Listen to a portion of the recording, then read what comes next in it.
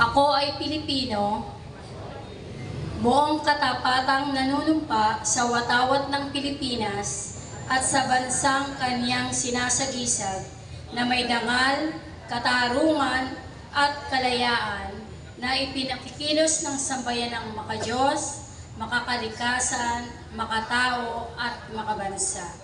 At para naman po sa Bagong Pilipinas Pledge, tawagin po natin si Ginoong John Paul E. Servas, Tawani ng PCDO. Manatili pong nakataas ang ating kanang kamay at sabay-sabay po nating bigkasin ang panata sa Bagong Pilipinas. Bilang Pilipino, buong pagmamalaki kong isasabuhay ang Bagong Pilipinas.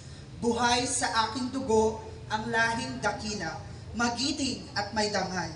Palaging dadalhin sa puso, isip at diwa ang aking pagmamahal sa kultura at bayang sinilangan.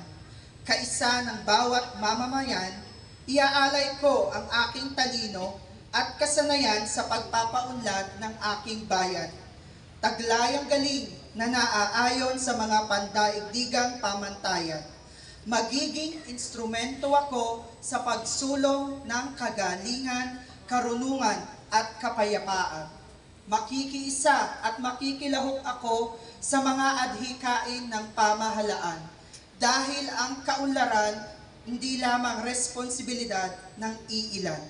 Isusulong at pangangalagaan ko ang karangalan, kalayaan at interes ng aking bayang minamahal.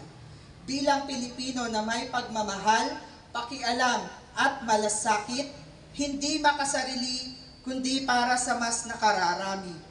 Tatahakin ko ang landas tungo sa isang bagong Pilipinas. Maaari na po tayong humarap.